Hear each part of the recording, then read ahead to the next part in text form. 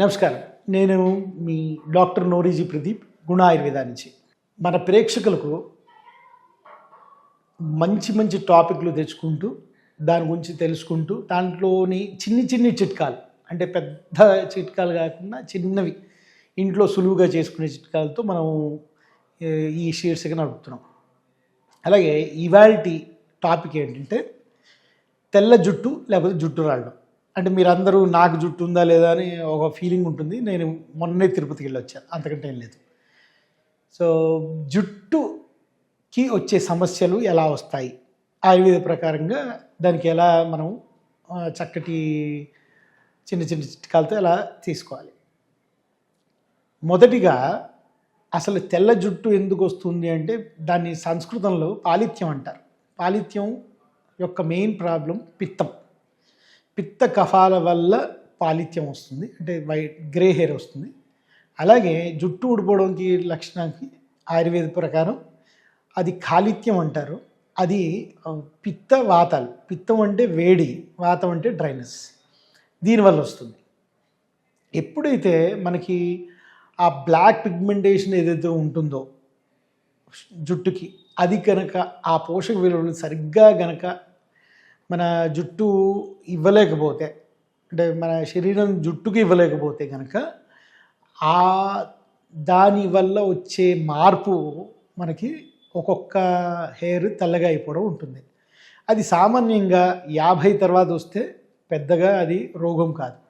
కానీ అదే కనుక 25లోనో 30 రోజులు వస్తే కనుక అది ఖచ్చితంగా మనకి ఒక రోగంలాగా కానీ, ఒక శరీరంలో వచ్చే మార్పు అని కానీ మనం చూసుకుని దానికి చికిత్స చేసుకోవాలి.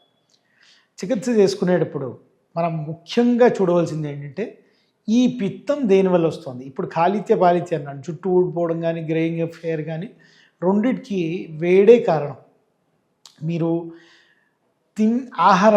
ఆహారంలో కనుక మీరు ఫాస్ట్ ఫుడ్స్, మైనీస్, లేకపోతే అజినోమోటో ఉన్నవి, లేకపోతే బాగా పికిల్స్ తినడం, నాన్ వెజ్ కూడా చాలా అంటే ఫ్రైడ్గా తినడం, ఇలా తీసుకుంటే కనుక మీ శరీరం లోపలికి వేడి పదార్థం ఆటోమేటిక్గా వెళ్ళిపోయి అది బయటికి రాక శరీరంలో అక్యుములేట్ అయ్యి, ఆ అక్యుములేట్ అయిన వేడి పదార్థమే అది ఎక్కడెక్కడికి వెళ్తుందో అక్కడక్కడ దాని ప్రాబ్లం క్రియేట్ చేస్తుంది. అదే కనుక జుట్టు వైపు వెళ్తే కనుక ఈ జుట్టు ఊడిపోవడం కానీ జుట్టు తెల్లగా అవడం కానీ అవుతుంది.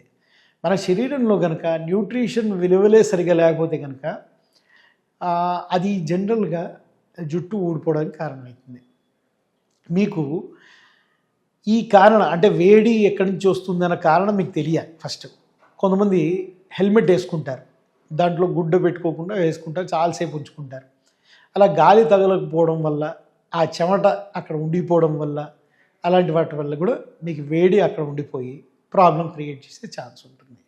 అలాగే మీరు తీసుకునే ఆహారం, ఇందాక చెప్పుకున్నట్టుగా తీసుకునే ఆహారం వల్ల ఉంటుంది. మూడోది మీకు నిద్ర సరిగ్గా పట్టకపోవడం కానీ, నిద్ర పోకపోవడం కానీ, ఈ ప్రాబ్లం వల్ల నిద్ర పట్టకపోతే ఏమవుతుందంటే మీ శరీరంలో ఉన్న కెమికల్స్ ఏదైతే బ్రేక్ అయ్యి బయటకు వచ్చేయాలో అవి బ్రేక్ అవ్వకుండా శరీరంలో ఉండిపోవడం వల్ల మీకు వచ్చే మార్పు వేడి పెరగడం, మీకు పింపుల్స్ రావడము, లేకపోతే ప్యాపిల్స్ రావడము, గడ్డలు అవ్వడము, ఇలాంటివన్నీ కూడా వస్తాయి. ఇలాగే వేడి వల్ల వచ్చే మార్పులు జుట్టు ఊడడం, తెల్లగా అవడం వల్ల కూడా ఉంటుంది. సో మీకు ఎప్పుడైతే ఈ జుట్టు సమస్య వస్తుందో ఏం చేయాలి అంటే, మీరు కనుక హెల్మెట్ పెట్టుకుంటే హెల్మెట్లో గుడ్డ పెట్టుకోవడం, అలాగే మధ్య మధ్యలో అది తీసేసి కొంచెం గాలి ఆడేటట్టు చూడడం, చెమట పట్టకుండా చూసుకోవడం, నిద్ర సరిగ్గా పోవడం, అలాగే మీరు మజ్జిగ ఇలాంటి సలవ పదార్థాలు బాగా, అంటే ఇప్పుడు మసాలాలు బయట తినాల్సి వచ్చింది అనుకోండి, తినిన తర్వాత వెంటనే ఆ రోజునే చక్కగా మజ్జిగ తాగడం, ఇలా చేస్తే కనుక మీరు బ్యాలెన్స్ చేసిన వాళ్ళు అవుతారు. కానీ కాదు, ఇలాంటివన్నీ దొరకవు. మాకు ఏం చేయాలి అంటే ఈజీగా చెప్పగలిగింది అశ్వగంధ ఒక్క అర చెంచాడు కొంచెం పాలల్లో వేసి కనుక మీరు తీసుకుంటే ఆ అశ్వగంధ మీకు చేసిన మేలు వేరేది ఉండదు. అలాగే పాలల్లోనే తీసుకోవాలి ఈ అశ్వగంధ.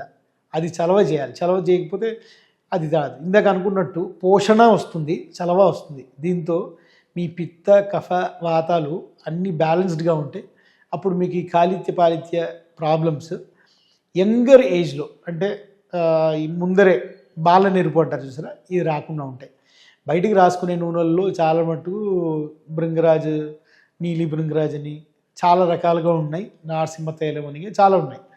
కానీ ఏదైనా సరే మీరు డాక్టర్ని సంప్రదించి మాత్రమే మీరు తీసుకోగలిగితే అది చాలా మంచి రిజల్ట్స్ ఇస్తుంది మీకు. నేను ఈ శీర్షికను ఇక్కడ ముగిస్తున్నాను. నమస్కారం.